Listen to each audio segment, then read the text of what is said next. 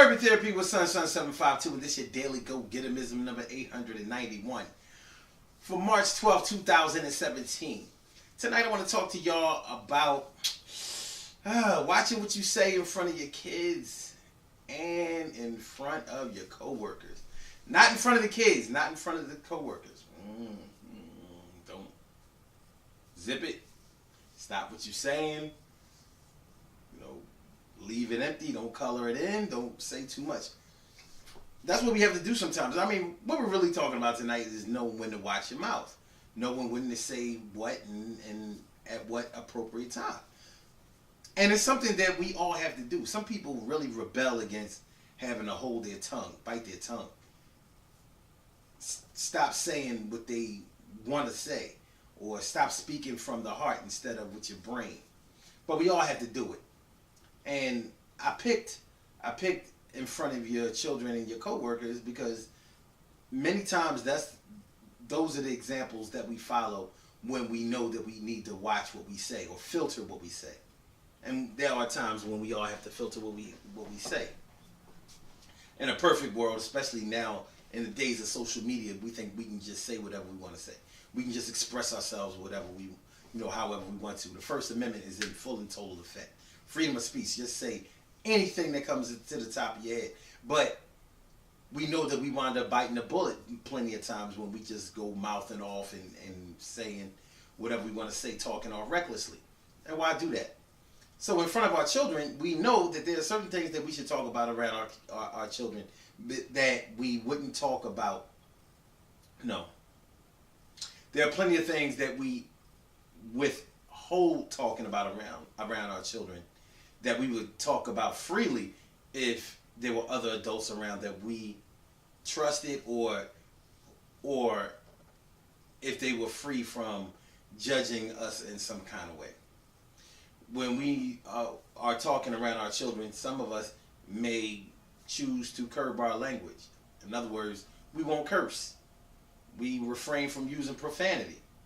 Sometimes we want to make sure that we set a perfect example or a good example for the way our children should communicate with each other so we don't curse. Some of us curse around our children. I mean, I curse around mine, but there's still going to be words that I filter out of the things that I say. Like, I'm not going to drop the F-bomb around my daughter. I'm not going to talk about dick and pussy around my daughter. I'm not going to do that. I mean, in what context would I be able to justify using those words around her? Of course, there are some people who will use those words and even worse around their children. They figure that they're the parent and they should be free to express themselves the way that they want to express themselves. A part of me understands that. I agree. A part of me agrees with that. Not the whole part of me, because when you use certain words, when it comes to children, they may ask what those words mean and how are we using them in a sentence. And when you think about it, when you talk about curse words, the way we use them in a sentence may not be all that easy to explain to them. For example, if you explain to your children what fucking means, think about this. If you use the word fuck around your children and you explain to them what it means to have sex, so then you'll have to explain to them, well, why does fuck mean having sex? All right. So when we use fuck outside of having sex, how do you explain that? Like, one thing that we say nowadays is such and such is greedy as fuck. Oh, it was hot as fuck. It was this as fuck, as fuck, as fuck. Well, a child might ask, well, if fucking means having sex, how can it be hot as having sex? Well, I guess that might be easier to explain. Uncomfortable to explain, but a little bit easier than she was stupid as sex. You dumb as sex. You crazy as sex. Or as having sex. You know, like it just does. It's going to get a little dicey. So there are other sensitive things that we might not talk about around our children. Some people will speak negatively, like some parents will speak negatively about the other parent in front of their children when they're frustrated with the other parent. So they might divulge to the children, where, yeah, well, your father don't do this for you or that for you. They're not coming around. They're not giving out no child support. They're not, paying any child support. They don't seem to care about you. And that's not something that you should talk about around your children. That's not cool. It's not cool. People do it all the time in their anger and frustration, but it's not something that's cool and you shouldn't do it. And it's even worse when men do it, because don't let a man be a single father. Don't let a man have custody of his children and have the mother of his children not representing either monetarily or affectionately or something like that. Men. I think some men feel like they're getting back at women for calling men deadbeat dads and all of that. So they might call her a deadbeat woman. Your deadbeat ass mom, your no good ass mom, your hoe ass mom, that bitch ain't shit, and she don't care about nothing. She ain't no good mother. Not good. Not good. It's not cool to do around your children. It's not cool. But people do it. Men do it. Women do it. It's just not a good look. So there's certain things that you should not talk about around your children. Send them to another room, a quiet room. Don't just send them to a room where they're going to be able to listen through the door. Listen to your conversation through the door. Send them somewhere. Wait and have a little patience yourself. Wait until you can get into a place where you can speak freely and then talk to other adults that you can trust, that won't run their mouths. Coworkers. A lot of times we don't want the people that we work with, we don't want to mix our professional lives with our personal lives. Because sometimes they can get really dicey. It can get ugly. You don't, like, people at work don't need to know that you're going through a divorce. They don't need to know that you're late on your mortgage and that your home is in foreclosure.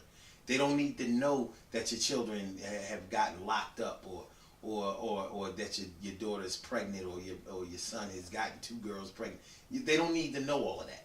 Because sometimes when they do know all of that, then it goes all around the office or whatever setting that you work in, and you're going to be embarrassed.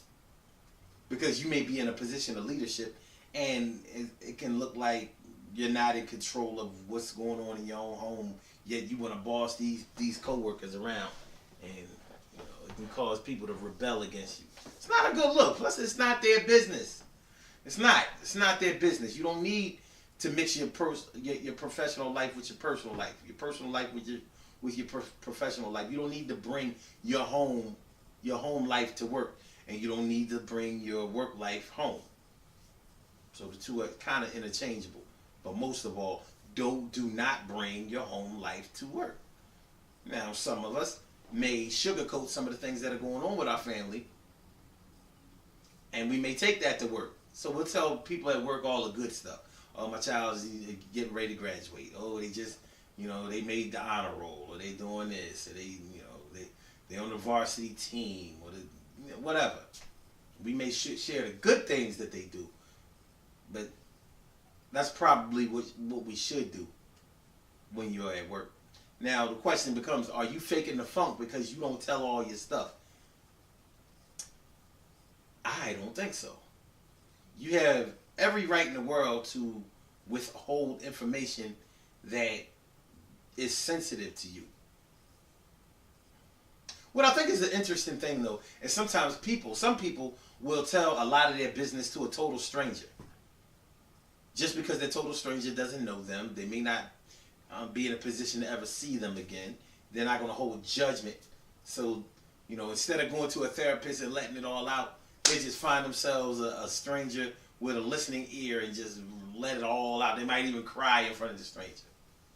Not because they want the stranger to help, but they just need somebody to listen. And the people that they know in their lives are not able to listen with an ear that will not demonize them, misjudge them, and make them feel bad or embarrassed or humiliated or hurt. So we gotta watch what we say. We have to watch what we say in front of our children. We have to watch what we say in front of coworkers. We have to watch what we say in front of elders. That's another one. Sometimes we were talking about cursing in front of your children. We also have to watch our mouths around elders. And I don't care how old you are. You know, like when I'm around 70, 80-year-olds or whatever, and probably some even 60-something-year-olds. You know, I'm not going to be, cursing and talking about all kinds of vulgar stuff and all of that. Not that they don't understand that, because, believe me, they use the same language when they were younger, but that's not for me to determine for them. If they're not using that type of language around me, then I'm not going to use that type of language around them. And I'm not going to introduce that type of language around them just to feel it out or to prove that I'm grown. It ain't cool. It's not, and it's unnecessary. You ain't moving nothing by doing that. So we gotta chill. Hold back a little bit. Not in front of the children, not in front of the co-workers, not in front of the elders. I'm sure there's some other people out there that we would, not in front of, I want to say authority figures, but I'm not going to do that on this video. We ain't talking about that. We're not talking about when we're under duress. We're talking about in situations where we probably feel comfortable, but we remain comfortable because of our restraint, our tact. Good things happen to those who wait. Great things happen to those who grind. And anything can happen to those who go for theirs. So go hard, go for yours. And remember, when it comes to talking around your children, curb your language sometimes. Some people don't curb their language, but make sure that you're ready for the fallout of whatever happens to that. With that. Children, parents who have children, parents who curse a lot around their children often have children who go to school and they be cursing and depending on the kind of curse words that they use and in what context, you could wind up getting a visit from CPS. Yo, we need to talk, y'all. What this child know about fucking, sucking, and all this stuff? What's going on? You thought she was embarrassed, with your coworkers. You don't want to be a non-abusive parent and then have to justify being able to keep your children or losing them to foster care. You don't want that. So let's avoid all that little craziness. Just show a little restraint, a little tact, a little decorum, a little couth. The Daily Go Getimism show is every single day, 6 a.m. Eastern Standard Time.